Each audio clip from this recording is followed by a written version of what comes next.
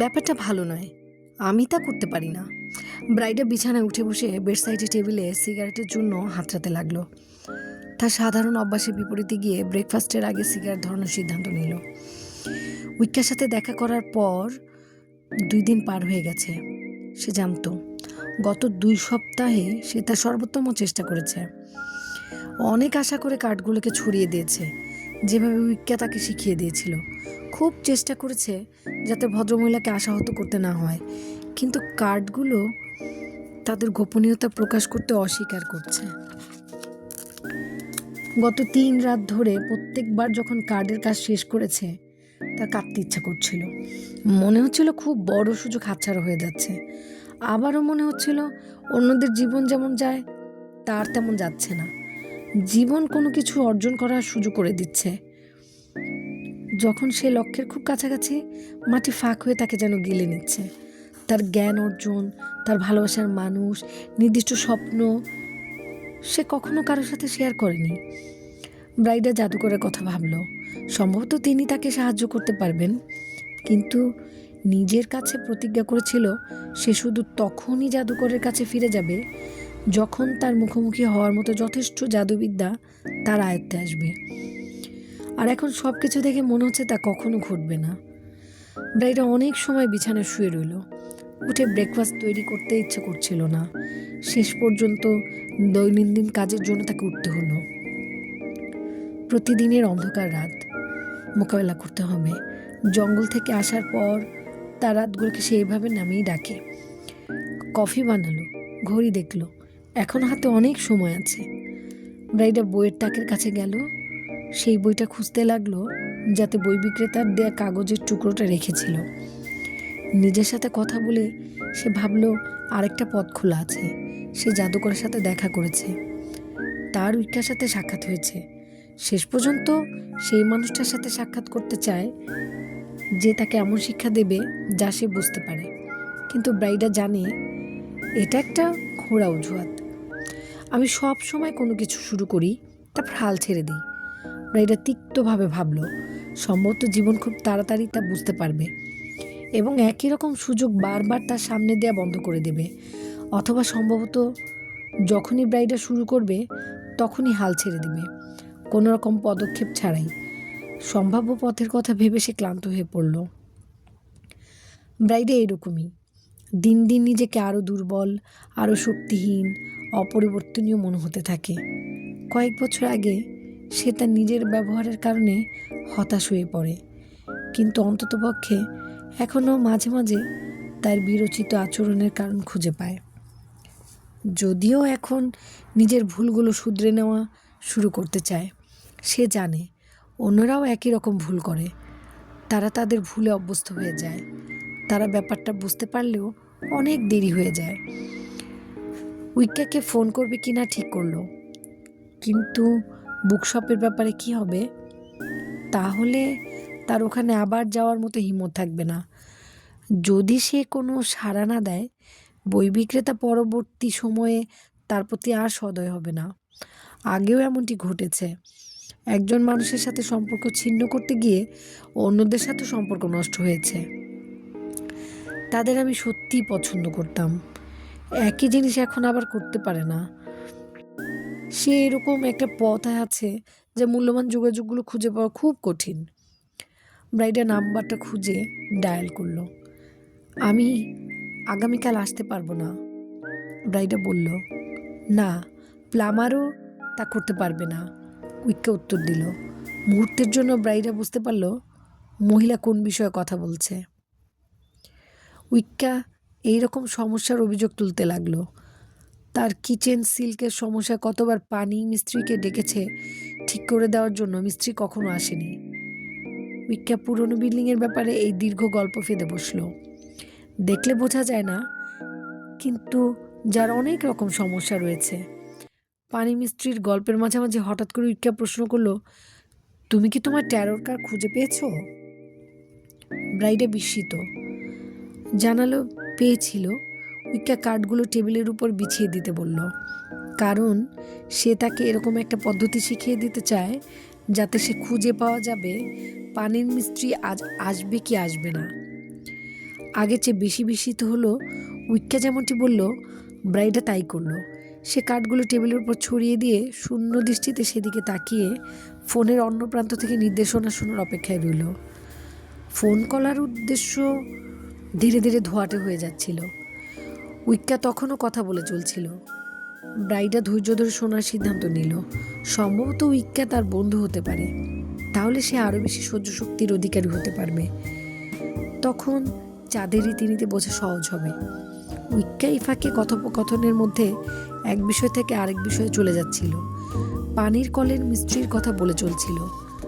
ভবনের ম্যানেজারের সাথে কেয়ারটেকারের বেতন নিয়ে তার যে তর্কাতর্কি হয়েছে তা বলল।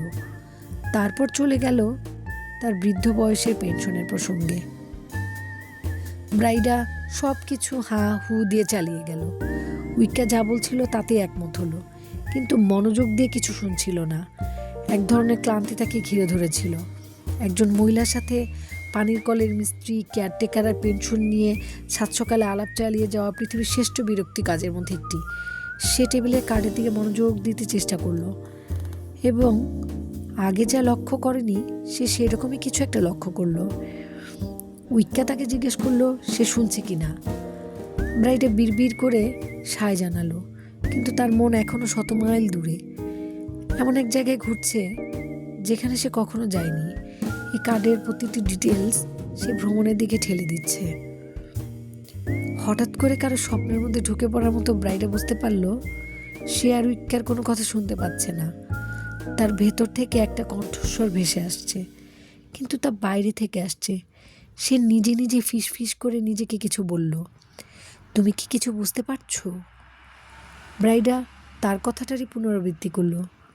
তুমি কি কিছু বুঝতে পারছো? সেই রহস্যময় কণ্ঠস্বর আবার জিজ্ঞেস করল। ব্যাপারটা তেমন গুরুত্ব ছিল না। তার সামনে ট্যারোর কার্ড অদ্ভুত জিনিস দেখতে শুরু করেছিল। ব্রোঞ্জের মতো তৈলাক্ত শরীরের একজন পুরুষ মানুষ শুধু একটা নেংটি পরে আছে, মুখে বিশাল কোনো মাছের মাথার আকৃতির মুখোশ। আকাশ জুড়ে মেঘ। দেখে মনে হচ্ছে সব কিছু স্বাভাবিকের তুলনায় বেশ দ্রুত গতিতে এগিয়ে যাচ্ছে। দৃশ্যটা তড়িঘড়ি করে একটা চৌকো আকার রূপ নিল। একটা প্রাচীন আমলের সুবৃহৎ প্রাসাদ। সেখানে কয়েকজন বৃদ্ধ মানুষ একদল তরুণ বালককে গুরুত্বপূর্ণভাবে কোনো গোপন তথ্য জানাচ্ছে। 7 আর 8 যোগ করো, তোমরা আমার নম্বর পেয়ে যাবে। আমি শয়তান। আমি এই বইয়ে স্বাক্ষর করেছি। মধ্যযুগীয় উৎসবের পোশাক পরিহিত বালক বলল। মাতাল নারী পুরুষরা তার দিকে তাকালো। দৃশ্যটা পরিবর্তিত হয়ে সাগরে রূপ নিল। পাথরের পাশে মন্দির, তারপর আকাশ কালো মেঘে ঢাকা। বিদ্যুৎ চমক দেখা দিল। একটা দরজা দেখা গেল, খুব ভারী, যেন পুরনো কোনো দুর্গের। একটা দরজা ব্রাইডার খুব কাছে এলো। মনে হলো খুবই শীঘ্রই তা খুলতে পারবে। ফিরে এসো, কণ্ঠস্বরটি বলল। ফিরে এসো, ফোনের অন্য প্রান্তের কণ্ঠস্বরও বলল। উইক্কার কণ্ঠস্বর। ব্রাইডা এই সময় বাধা দেওয়ায় বিরক্ত হলো। কেয়ারটেকার আর পানির মিস্ত্রি নিয়ে বিরক্তিকর কথা বলার চেয়ে উত্তেজনা মুহূর্ত ছিল সে। আর একটু, ব্রাইডা উত্তর দিল। সে দরজাটা খুঁজে পাওয়ার জন্য আকুলি বিকুলি করছিল, কিন্তু সব দৃশ্য অদৃশ্য হয়ে গেল। আমি জানি কি ঘটেছে, উইক্কা তাকে বলল। ব্রাইডা হতভম্ব, শক পেল। সে বুঝতে পারছে না কি ঘটছে। আমি জানি কি ঘটেছে, উইক্কা আবার বলল। ব্রাইডা নীরবতা বুঝতে পারল। আমি পানির কলের মিস্ত্রি সম্বন্ধে কিছু বলতে চাই না। মিস্ত্রি গত সপ্তাহে এসে সব কিছু ঠিকঠাক করে দিয়ে গিয়েছে। ফোন রেখে দেওয়ার আগে উইক্কা জানালো সময় মতো সে ব্রাইডাকে আশা করে। ব্রাইডা বিদায় না জানিয়ে ফোন রেখে দিল। রান্নাঘরের দেয়ালের দিকে দীর্ঘ সময় এক দৃষ্টিতে তাকিয়ে রইল। তারপর ফুপিয়ে ফুপিয়ে কাঁদল। এটা একটা কৌশল, উইক্কা বলল। ব্রাইডা ভীতভাবে আবার সেই ইতালিয়ান আর্মচেয়ারে বসল। আমি জানতাম তুমি কেমন বোধ করবে। মাঝে মাঝে আমরা খুব সহজভাবে একটা পথ তৈরি করি, কারণ আমরা তাতে বিশ্বাস করি না। ব্যাপারটা খুব সহজ। যাই হোক, যখন ঘটনা ঘটতে থাকে পথ নিজেই আমাদের কাছে উন্মুক্ত করে দেয়, আমরা তাতে চলতে ভয় পাই। ভিক্ষা বলেছিল সে বুঝতে পারে না কেন এত মানুষ তাদের সারাটা জীবন এমন পথে ধ্বংস করে চলে যে পথ তারা অনুসরণ করতে চায় না, পরিবর্তে একটা মাত্র পথ অনুসরণ করে তারা কোথাও না কোথাও যেতে পারে। আমার বিশ্বাস এটা একটা কৌশল। ব্রাইডা প্রতিবাদ করল। আগের মতো অধ্যত্ত তার মধ্যে নেই। উইক্কার উপর তার শ্রদ্ধা দিন দিন বেড়ে চলছে। না না, দৃশ্যটা কোনো কৌশল ছিল না। আমি ফোনে তোমাকে যা বলছিলাম তা ছিল কৌশল। হাজার হাজার বছর ধরে আমরা শুধু যাদের দেখতে পেতাম তাদের সাথেই কথা বলতাম। তারপর 100 বছর আগে দেখা আর শোনা আলাদা হয়ে গেল। আমরা এখন মনে করি ব্যাপারটা বেশ স্বাভাবিক। আমাদের প্রতিক্রিয়ার ধরনটা বুঝতে পারি না। আমাদের শরীর এখনো তো অভ্যস্ত হয়ে ওঠেনি। বাস্তব ফলাফল হলো, যখন আমরা ফোনে কথা বলি আমরা প্রায়ই এরকম একটা অবস্থায় পৌঁছে যাই যাকে জাদুকরি আবেশ বলা যায়। আমাদের মন আরেকটা ফ্রিকোয়েন্সিতে চলে যায় আর অদৃশ্য জগতের কাছে আরও বেশি গ্রহণযোগ্য হয়ে উঠি। আমি জানি কোনো কোনো ডাইনি অন্যের সাথে কথা বলার সময় সবসময় কাগজ কলম রাখে। তারা ফোনে উল্টাপাল্টা কথাবার্তা চালিয়ে যায়। ফোন রেখে দেওয়ার পর তাদের কাছে চাঁদের রীতিনীতির প্রতীক এসে ধরা দেয়। কিন্তু ট্যারোর কার্ড নিজেই আমার কাছে নিজেকে উন্মুক্ত করে দিল কেন? যারা জাদুবিদ্যা অধ্যয়ন করতে চায় তাদের জন্য এটাই সবচেয়ে বড় সমস্যা। উইক্কা উত্তর দিল, যখন আমরা পথ সেট করি আমরা সব সময় কি আশা করি পরিষ্কার ধারণা তৈরি করে নেই? মহিলারা তাদের আত্মার সঙ্গীর খোঁজে থাকে, পুরুষরা শক্তির খোঁজ করে। কেউই শিখতে ততটা আগ্রহী নয়, তারা শুধু তাদের লক্ষ্যে পৌঁছতে চায়। কিন্তু জাদুবিদ্যার পথ জীবনের পথের মতো, সবসময় রহস্যময়তায় ঘেরা। কিছু শেখা মনে হচ্ছে যে জগৎ সম্বন্ধে তুমি কিছুই জানো না তার সান্নিধ্যে আসা।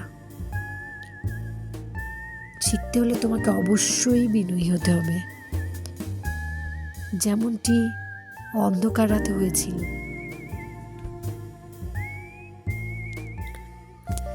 বাধা দিও না। উইক্কার গলা বেশ তিক্ত শোনালো। ব্রাইডা বুঝতে পারলো সে যা বলছে তার জন্য নয়। হতে পারে উইক্কা জাদুকরের উপর রেগে আছে। ব্রাইডা ভাবল, সম্ভবত উইক্কা একদিন জাদুকরের প্রেমে পড়েছিল। তারা দুজনে প্রায় সমবয়সী। আমি দুঃখিত। ঠিক আছে। উইক্কা নিজের প্রতিক্রিয়া অবাক হয়েছে। আপনি আমাকে ট্যারো কার্ড সম্পর্কে বলুন। যখন তুমি কার্ড ছড়িয়ে দাও কি ঘটবে সে সম্পর্কে তোমার সবসময় পূর্ব ধারণা থাকে। তুমি কখনো কার্ডগুলোকে তার নিজের গল্প শোনাতে দাও না। তুমি নিশ্চিন্ত করে দিতে চাও তুমি তাদের কাছ থেকে কি দেখতে চাও। তোমার সাথে ফোনে কথা বলা শুরু করে আমি তা বুঝতে পেরেছি। আমি বুঝতে পারি এটা একটা লক্ষণ, আর ফোনেই আমার সহযোগী হতে পারে। আমি খুবই বিরক্তিকর আট পড়ে কথোপকথন শুরু করেছি। তোমাকে কার্ডের দিকে নজর রাখতে বলি। তুমি ফোনের কারণে এক ধরনের আবেশের মধ্যে ছিলে, আর কার্ডগুলো তোমাকে জাদুকরি জগতে নিয়ে গিয়েছিল। উইক্কা সাজেশন দিল, পরের বার কেউ যখন কারোর সাথে ফোনে কথা বলতে থাকবে তখন ব্রাইডা তাদের চোখের দিকে তাকিয়ে থাকবে। যা দেখতে পাবে তাতে সে বিস্মিত হবে। আমি আপনাকে আরও কিছু জিজ্ঞাসা করতে চাই, ব্রাইডা চা নিতে নিতে বলল। আমি জানতে চাই কেন আপনি আমাকে অন্য পথের কথা বলছেন না? কারণ উইক্কা কিছুক্ষণ ভাবল, ম্যাগাস তোমার মধ্যে কি দেখেছে তা আমি খুঁজে বের করতে চাই। আমি তোমার ঐশ্বরিক শক্তির ব্যাপারটা বুঝতে চাই। কিন্তু সে মুখে বলল, কারণ তোমার মধ্যে শক্তি আছে। আপনি কিভাবে জানেন? খুব সহজ, তোমার কানের মধ্য দিয়ে। আমার কানের মধ্য দিয়ে? অদ্ভুত কথা। ব্রাইডা ভাবল, সে কি আমার জ্যোতি দেখতে পাওয়ার কথা ভাবছে? প্রত্যেকের মাঝে শক্তি আছে, কিন্তু অনেকেই অন্যদের তুলনায় উন্নত ঐশ্বরিক শক্তি নিয়ে জন্মে। যেমন আমাকে ঐশ্বরিক শক্তি উন্নত করতে অনেক বেশি কাঠখড় পোড়াতে হয়েছে। যেসব মানুষ ঐশ্বরিক শক্তি নিয়ে জন্মে তাদের খুব ছোট সংযুক্ত ইয়ারলোব থাকে। সাথে সাথে ব্রাইডা তার কানের পাতায় হাত দিল। ব্যাপারটা সত্য। তোমার কি গাড়ি আছে? না, ব্রাইডা বলল, তার গাড়ি নেই। তাহলে ট্যাক্সি ভাড়া করার মতো সৌভাগ্য তৈরি করো। উইকে উঠে দাঁড়াতে দাঁড়াতে আমাদের পরবর্তী ধাপে যাওয়ার সময় হয়েছে। হঠাৎ সব কিছু বেশ দ্রুত গতিতে চলছে। ব্রাইডা ভাবল। সে উঠে দাঁড়ালো। আবেশী অবস্থায় যে মেঘ সে দেখেছিল, জীবন তা সরিয়ে দিতে শুরু করেছে। মধ্য দুপুর। তারা ডাবলিনের দক্ষিণে 15 মাইল দূরে পাহাড়ের কাছে এসে পৌঁছলো। আমরা এই ট্রিপ বাসে করে আসতে পারতাম। ব্রাইডা ট্যাক্সি ভাড়া দিতে দিতে নিজের মনে মনে গজগজ করলো। উইকা সাথে একটা ব্যাগে করে কিছু কাপড় চোপড় এনেছে। আপনারা চাইলে আমি অপেক্ষা করতে পারি, ট্যাক্সি ড্রাইভার বলল। এই এলাকায় আরেকটা ট্যাক্সি খুঁজে পাওয়া বেশ কঠিন, ফাঁকা জায়গা। চিন্তা করো না, উইকা ব্রাইডাকে স্বস্তি দেওয়ার জন্য বলল, আমরা যা চাই তা সবসময় পেয়ে যাই। ড্রাইভার তাদের দিকে অদ্ভুত দৃষ্টিতে তাকিয়ে চলে গেল। তারা পাহাড়ের কাছে গিয়ে গাছের নিচে দাঁড়ালো। ভেতরে যাওয়ার জন্য অনুমতি চাও, উইকা বলল। জঙ্গলের আত্মারা সবসময় ভালো আচরণ আশা করে। ব্রাইডা অনুমতি চাইল। যে জঙ্গলটা খুব সাধারণ জঙ্গল বলে মনে হচ্ছিল, তাতে যেন হঠাৎ প্রাণ প্রতিষ্ঠা হলো। দৃশ্যমান আর অদৃশ্যমান জগতের সেতু বন্ধনের মাঝে থাকো। গাছপালার মধ্য দিয়ে হাঁটতে হাঁটতে উইকা বলল, জগতে সব কিছুরই প্রাণ আছে। তোমাকে সবসময় জীবনের সংস্পর্শে থাকার চেষ্টা করতে হবে। তারা তোমার ভাষা বুঝতে পারে, তাহলে গোটা জগৎটাই তোমার কাছে ভিন্ন অর্থ বহন করবে। ব্রাইডা উইকার হাঁটা চলায় বিস্মিত হলো।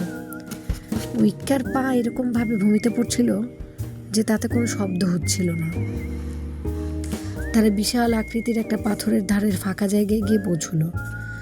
ব্রাইডা যখন ভাবছিল কিভাবে এত বড় পাথরটা এখানে এলো, তখনই ফাঁকা জায়গায় ঠিক মাঝখানে আগুন পোড়া ছাই দেখতে পেল।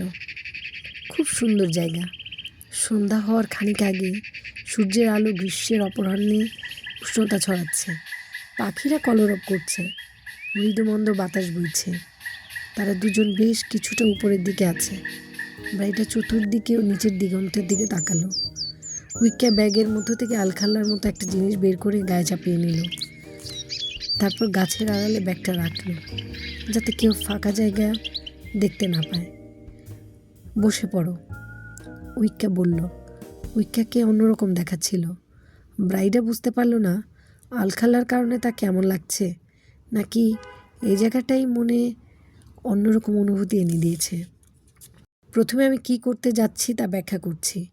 আমি খুঁজে বের করতে চাই কিভাবে ঈশ্বরের শক্তি তোমার উপর কাজ করে। আমি শুধু তোমাকে সেই শিক্ষা দিতে শুরু করব যা তোমার ঐশ্বরিক শক্তি আমাকে বলে দিবে। উইকা ব্রাইডাকে রিল্যাক্স করতে বলল, নিজেকে প্রকৃতির সৌন্দর্যের কোলে সঁপে দিতে বলল, যেমনটি সে ট্যারো কার্ডের ক্ষেত্রে করেছিল। তোমার অতীত জীবনের কোনো কোনো ক্ষেত্রে তুমি জাদুবিদ্যার রাস্তা তৈরি করে নিয়েছো। আমি তোমার ট্যারোর দৃষ্টিভঙ্গি থেকে জেনেছি। ব্রাইডা চোখ বন্ধ করে ফেলেছিল, কিন্তু উইকা চোখ খোলা রাখতে বলল। জাদুকরি জায়গা সবসময় সুন্দর, যেমনটা সে সর্বদা থাকতে চায়। জলপ্রপাত, পাহাড়, জঙ্গলের এসব জায়গায় পৃথিবীর আত্মারা খেলা করে, হাসে আর আমাদের সাথে কথা বলে। তুমি এখন পবিত্র জায়গায় আছো। পাখি আর বাতাসের দোলা তাই জানিয়ে দিচ্ছে। ঈশ্বরকে এর জন্য ধন্যবাদ। এই পাখি, এই হাওয়া আর জঙ্গলের বাসিন্দা আত্মারা সবসময় দৃশ্যমান আর অদৃশ্যমানতার মধ্যে সেতুবন্ধ হিসেবে থাকে। উইকার কণ্ঠস্বর ব্রাইডাকে বেশ স্বস্তি দিল। এই মুহূর্তে ধর্মীয় অনুভূতিতে মন আচ্ছন্ন হয়ে আছে। অন্য আরেক দিন আমি তোমাকে জাদুবিদ্যার জটিল গোপনীয়তা সম্পর্কে বলবো, আত্মার সঙ্গী সম্পর্কে বলবো। একজন মানুষের সারা জীবন তার আত্মার সঙ্গী খুঁজতে খুঁজতে কেটে যায়। সে হয়তো জ্ঞান, অর্থ সম্পদ অথবা ক্ষমতার জন্য ছুটে চলার ভান করতে থাকে, কিন্তু তা কোনো ব্যাপার নয়। যা কিছুই সে অর্জন করুক না কেন, আত্মার সঙ্গী খুঁজে না পেলে সব কিছুই ব্যর্থ হয়ে যায়। ব্রাইডা বাতাসে অদ্ভুত শক্তির উপস্থিতি অনুভব করলো। কয়েক মুহূর্তের জন্য এটা এমন এক অনুভূতি যা সে ব্যাখ্যা করতে পারবে না। তার চোখ জলে ভরে উঠল। রাতের বেলা আমরা যখন আলাদা হয়ে যাই, আমাদের একটা অংশ নিজেকে প্রস্তুত করে জ্ঞান অর্জন করে। পুরুষের অংশ, পুরুষ মানুষেরা কৃষি, প্রকৃতি আর আকাশের তারাদের চলন বোঝার চেষ্টা করে। জ্ঞান এরকম ক্ষমতা যা পৃথিবীকে আপন কক্ষে রাখে, আর তারারা তাদের কক্ষপথে ভ্রমণ করে। মানুষের বিজয় ওখানেই, জ্ঞানকে বজায় রেখে প্রতিপালন করা, আর এ কারণেই গোটা মানব জগৎ টিকে আছে।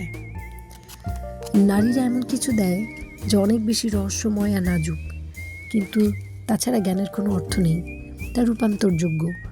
পুরুষেরা ভূমি কর্ষিত করে উর্বর করে, আমরা তাতে বীজ বপন করি, মাটি গাছপালায় রূপান্তরিত হয়। মাটির বীজ দরকার, বীজের মাটি দরকার। একটার অর্থ শুধু অন্য বোঝে। মানুষের ক্ষেত্রেও একই জিনিস। যখন পুরুষের জ্ঞান নারীর শক্তির সাথে মিলিত হয়, তখন মহৎ জাদুকরী শক্তি তৈরি হয়। তার নাম প্রজ্ঞা। প্রজ্ঞা হচ্ছে জানা এবং রূপান্তরিত করা। উইক্কা হাঁটু গেড়ে বসে তরুণী মেয়েদের দিকে তাকালো। একসময় আমি যেমন ছিলাম, ও ঠিক তেমনই। উইক্কা ভাবল, সব কিছুর অর্থ খুঁজবে বলে বের হয়েছে। একজন বয়স্কা, শক্তিশালী, বলিষ্ঠ মহিলা অন্য দৃষ্টিতে জগৎটাকে দেখতে পারে। সে তার নিজের জগৎ শাসন করে সন্তুষ্ট। সেই সময় যাই হোক, ঈশ্বর নারীর রূপ ধরে এলো। উইক্কা ব্রাইডার শরীরের উপর ঝুঁকে পড়ল। ব্রাইডার জিন্সের বোতাম খুলতে লাগলো, অর্ধেকটা খুলে ফেলল। ব্রাইডার মাংসপেশি টান টান হয়ে গেল। চিন্তা করো না, উইক্কা আবেগের সাথে বলল। উইক্কা ব্রাইডার টি শার্টের উপর দিকে তুলে সুগভীর নাভি উন্মোচিত করল। তারপর সে তার আলখাল্লার পকেটে একটা কোয়ার্টার্স ক্রিস্টাল বের করে ব্রাইডার নাভি মুলে রাখল। এখন আমি চাই তুমি চোখ বন্ধ করো, উইক্কা নরম স্বরে বলল। আমি চাই তুমি আকাশের রং নিয়ে ভাবো আর তোমার চোখ বন্ধ রাখো। উইক্কা আলখাল্লার পকেট থেকে ছোট্ট একটা অ্যামেথিস্ট পাথর বের করে ব্রাইডার দুই চোখ বন্ধের মাঝখানে রাখল। এখন থেকে আমি যা বলি তাই করো, আর অন্য কোনো কিছু নিয়ে চিন্তা করো না। তুমি জগতের একেবারে কেন্দ্রবিন্দুতে রয়েছ। তুমি তোমার চারিদিকে তারকারাজি দেখতে পাবে, দেখতে পাবে উজ্জ্বল গ্রহ নক্ষত্র। দৃশ্য তোমাকে পুরোপুরি আচ্ছন্ন করে রেখেছে এমনটা ভাবতে থাকো। ছবি অথবা স্ক্রিনের মতো দেখো না। এই জগতের আনন্দ নিজের মধ্যে টেনে নাও। কোনো কিছু নিয়ে তোমার চিন্তিত হওয়ার কিছু নেই। শুধু নিজের আনন্দের দিকে মনোযোগ দাও। নিজেকে কোনো দোষে দোষী ভেবো না। ব্রাইডা তারকা খচিত জগৎটাকে দেখছিল। বুঝতে পারল উইক্কার কণ্ঠস্বর শোনার চেয়েও ওই দিকে বেশি মনোযোগী হয়েছে। কণ্ঠস্বর তাকে জগতের মাঝখানে একটা ক্যাথেড্রাল কল্পনা করতে বলছিল। ব্রাইডা একটা গতিক ধাঁচের কালো পাথরের ক্যাথেড্রাল দেখতে পেল। সেটাকে জগতের একটা অবিচ্ছেদ্য অংশ হিসেবেই মনে হচ্ছিল। ক্যাথেড্রালের দিকে এগিয়ে যাও, ভেতরে ঢোকো। ব্রাইডা উইক্কার আদেশ পালন করলো। সে ক্যাথেড্রালের দিকে এগিয়ে গেল। ঠান্ডা শীতল মেঝের উপর তার নগ্ন পায়ের ব্যাপারে সচেতনতা ছিল। এক সময় তার মনে হতে লাগলো আরেকজন কেউ তার সাথে আছে। উইক্কার কণ্ঠস্বর যেন তার পাশে হাঁটা মানুষটার ভেতর থেকেই আসছে। আমি ব্যস্ত, কল্পনা করছি, ব্রাইডা ভাবল। কিন্তু হঠাৎ করে তার মনে পড়ে গেল দৃশ্যমান আর অদৃশ্য জগতের সেতুবন্ধনের ব্যাপারে কি বলা হয়েছিল। তাকে ভয় পেলে, ব্যর্থতার হতাশ হলে চলবে না। ব্রাইডা এখন ক্যাথেড্রালের দরজার সামনে দাঁড়িয়ে আছে। রট আয়রনের সমারোহ, যেরকমটিতে সন্তরা বাস করে। ট্যারোর কার্ডের ভ্রমণে সে যেমনটি দেখেছিল তার থেকে সম্পূর্ণ ভিন্নতর। দরজা খুলে ভেতরে ঢোকো।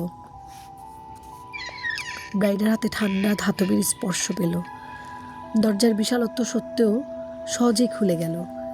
ভেতরে ঢুকে নিজেকে বিশাল একটা টর্চের মধ্যে দেখতে পেল সে। তোমার চারিদিকে যা আছে সেদিকে খেয়াল করো, ইক্কা বলল। যদিও ভেতরটা গাঢ় অন্ধকার, ক্যাথেড্রালের বিশাল স্টেইন কাচে জ্বালানা দিয়ে হালকা আলো আসছিল। গির্জার ভেতরের শাড়ি, পাশের বেদি, সুসজ্জিত কলাম আর কয়েকটা মোমবাতি দেখতে পেল। সব কিছু কেমন যেন ফাঁকা আর এলোমেলো মনে হচ্ছিল। সব কিছুই ধুলোময়লায় ভর্তি। তোমার বাম দিকে হেঁটে যাও, কোথাও না কোথাও তুমি আরেকটা দরজা পাবে, কিন্তু দরজাটা খুব ছোট হতে পারে। ব্রাইডা ক্যাথেড্রালের ভেতর দিয়ে হেঁটে গেল। মেঝের ধুলো খালি পায়ে অস্বস্তিকর অনুভূতি ছড়িয়ে দিচ্ছিল। কোথাও থেকে খুব বন্ধুসুলভ কণ্ঠস্বর তাকে গাইড করছিল। সে জানতো এটা উইক্কার কণ্ঠস্বর, কিন্তু সেও জানতো কল্পনার ওপর তার কোনো নিয়ন্ত্রণ নেই। সে সচেতন, আর এখনো পর্যন্ত তাকে যা করতে বলা হয়েছে তা অমান্য করেনি। ব্রাইডা দরজাটা খুঁজে পেল। ভেতরে যাও, ওখানে পেঁচানো সিঁড়ি নিচের দিকে চলে গেছে। দরজার ভেতর দিয়ে যেতে গিয়ে ব্রাইডাকে হামাগুড়ি দিতে হলো। সিঁড়িঘরের দেয়ালের গায়ে ছোট ছোট টর্চ লাগানো, যা সিঁড়িগুলোকে আলোকিত করেছে। ধাপগুলো খুবই পরিষ্কার। টর্চের আলো জ্বালাবার আগে কেউ একজন এখানে ছিল। তুমি তোমার অতীত অনুসরণের জন্য তৈরি হয়ে আছো। ক্যাথেড্রালের সেলারে একটা লাইব্রেরি আছে, তুমি সেখানেই যাও। আমি সিঁড়ির গোড়ায় তোমার জন্য অপেক্ষা করব। ব্রাইডা নিচের দিকে নামতে লাগলো। কত সময় ধরে নামছে তা নিজেও জানে না। একটু মাথা ঘোরার ভাব হয়েছিল। একেবারে সিঁড়ির গোড়ায় পৌঁছে দেখলো ওই কালখাল্লা গায়ে দাঁড়িয়ে আছে সেখানে। এখন ব্যাপারটা অনেক সহজ হবে। নিজেকে অনেক বেশি সুরক্ষিত মনে করলো সে। এখনো গভীর আবেশের মধ্যে আছে। উইক্কা সিঁড়ির বিপরীতে আরেকটা দরজা খুলে ধরলো। আমি তোমাকে এখানে একা ছেড়ে যাচ্ছি। আমি বাইরে অপেক্ষা করব। একটা বই বেছে নাও, এই বই তোমার যা জানার তা দেখাবে। ব্রাইডা উইক্কার অনুপস্থিতি ভুলে গেল। সে ধুলোময় তাকের দিকে তাকিয়ে রইল। এখানে এসে সব কিছু পরিষ্কার করে রাখা উচিত আমার। তার অতীত ঝড় ঝঞ্ঝা আর মূর্খতায় কেটেছে। এ জাতীয় বই সে আগে কখনো পড়েনি বলে দুঃখবোধ করল। সম্ভবত এখানে ভুলে যাওয়া ধরুন সব পাঠ আছে, যা তার জীবনে সে কখনো কাজে লাগায়নি। ব্রাইডা তাকের বইগুলোর দিকে তাকালো। এই তো জীবন, ভাবল সে। সে যদি আগের আমলের মানুষ হতো তাহলে নিশ্চয়ই জ্ঞানী হতো। সে সব বই পড়ে ফেলবে বলে মনস্থ করলো। যদিও অত সময় নেই, তাকে তার ইনটুইশনকে বিশ্বাস করতে হবে। সে যখন খুশি আসতে পারবে। এখন সে পথটা চেনে। ব্রাইডা মুহূর্তের জন্য দাঁড়িয়ে রইল, বুঝতে পারছে না কোন বইটা নেবে। তারপরে এলোমেলোভাবে একটা বই টেনে বের করলো। বেশ ছোটোখাটো একটা ভলিউম। ব্রাইডা মেঝেতে বসে বইটা কোলের উপর রাখলো। ভয় হচ্ছে বইটা খুলে হয়তো ভেতরে কিছু দেখতে পাবে না। ভয় পাচ্ছে হয়তো বইতে যা লেখা আছে তা পড়তে সমর্থ হবে না। আমাকে একটু ঝুঁকি নিতে হবে। ব্যর্থতার ভয়ের দরকার আছে। বই খুলতে খুলতে ভাবলো সে। যখনই বইয়ের পাতার দিকে তাকাতে গেল তার মাথা ঘুরতে লাগলো। আমি জ্ঞান হারিয়ে ফেলছি। সব কিছু অন্ধকার হয়ে যাওয়ার আগে ব্রাইডা কোনো মতে ভাবতে পারল। মুখের উপর পানির ফোঁটা পড়তেই ব্রাইডা জেগে উঠল। তার মধ্যে অদ্ভুত স্বপ্নের ঘোর রয়েছে। ক্যাথেড্রাল বাতাসে ভাসছে, লাইব্রেরি বইয়ে ঠাসা। এখন মনে হচ্ছে সে কখনো লাইব্রেরিতে যায়নি। লনি, তুমি ঠিক আছো? না, সে ঠিক নেই। ডান পায়ের কোনো সত্য নেই। এটা খুব খারাপ লক্ষণ। কথা বলার মতো অবস্থা নেই, কারণ সে স্বপ্নটা ভুলে যেতে চায় না। লনি, জেগে ওঠো। তার অবশ্যই জ্বর হয়েছে। ঘোরের মধ্যে আছে সে। ঘোরের মধ্যে সে বাস্তব কিছু দেখতে পাচ্ছে। আশা করছে যে লোকটা তাকে ডেকে চলছে সে থেমে যাবে। স্বপ্নটা অর্থ বোঝার আগে তার কাছে চিরতরে হারিয়ে যাবে। মেঘলা আকাশ, মেঘগুলো এত নিচে নেমে এসেছে যে ক্যাথেড্রালের চূড়া ছুঁয়ে যাবে। সে চিত হয়ে শুয়ে মেঘ দেখতে লাগলো। কোনো তারা দেখতে পেল না। পুরোহিতদের মতে তারারা সবসময় ভালো নয়। সে চোখ খোলার আগে বৃষ্টিপাত বন্ধ হয়ে গেল। লনি খুশি যে বৃষ্টি হচ্ছিল সে মুহূর্তে ক্যাসেলের পানি পরিপূর্ণ হয়ে গেছে। সে ধীরে ধীরে তার চোখ মেঘ থেকে সরিয়ে ক্যাসেলের টাওয়ারের দিকে তাকালো। উঠানে অগ্নুৎসব হচ্ছে। অনেক লোক হতবুদ্ধি হয়ে আছে। টালবো, সে নরম স্বরে বলল। টালবো তার হাত দিয়ে লনিকে জড়িয়ে ধরল। একটা ঠান্ডা হাতের স্পর্শ আর চুলের গন্ধ পেল। কতক্ষণ হলো? আজ কি বার? তুমি 3 দিন ধরে ঘুমিয়ে আছো, টালবো বলল। টালবোর দিকে তাকালো লনি। দুঃখবোধ হলো ছেলেটার জন্য। শুকনো পাতলা, মুখ কুচকানো, রুক্ষ ত্বক, একজন মানুষ। কিন্তু এসব কোনো ব্যাপার নয়, টালবোকে সে ভালোবাসে। খুব তেষ্টা পেয়েছে টালবো। এখানে কোনো পানি নেই। ফরাসিরা গোপন পথটা খুঁজে পেয়েছে। আবার লনি মাথার ভিতর সেই কণ্ঠস্বর শুনতে পেল। অনেক সময় ধরে এই কণ্ঠস্বরটাকে সে ঘৃণা করে এসেছে। তার স্বামী একজন যোদ্ধা, একজন মার্সিনারি। সে জীবনের অধিকাংশ সময় যুদ্ধ করে কাটিয়েছে। সে সব সময় ভয় পেত ওই কণ্ঠস্বর একদিন তাকে বলবে তার স্বামী যুদ্ধক্ষেত্রে নিহত হয়েছে। এটা যাতে না বলতে পারে তেমন একটা উপায় খুঁজছে সে, তাতে কণ্ঠস্বরটি থেমে যায়। এখন সে দুর্বল হয়ে পড়েছে, আর সে কণ্ঠস্বরটাও ফিরে এসেছে। তুমি মারা যাচ্ছ, কণ্ঠস্বরটি তাকে বলল, কিন্তু ও তোমাকে বাঁচাবে। বৃষ্টি হচ্ছে টালবো, সে বলল। আমার পানির দরকার, মাত্র কয়েক ফোঁটা, যথেষ্ট নয়। লনি আবার আকাশের মেঘের দিকে তাকালো। সপ্তাহ জুড়ে আকাশে মেঘের আনাগোনা। সূর্যকে আড়াল করে রাখা ছাড়া তার কিছুই করছে না ওগুলো। শীতকে আরও হিম শীতল করে তুলেছে। ক্যাসলটাকে আরও বেশি বিষণ্ণ দেখাচ্ছে। সম্ভবত ফরাসি ক্যাথলিকরা ঠিক, ঈশ্বর তাদের পাশে আছেন। কয়েকজন মার্সিনারি কাছে এলো। চারিদিকে আগুন জ্বলছে। লনির হঠাৎ মনে হলো সে নরকে আছে।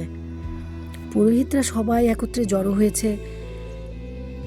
স্যার, তাদের একজন বলল টালবোকে, আমরা যুদ্ধের জন্য এসেছি, মরার জন্য নয়।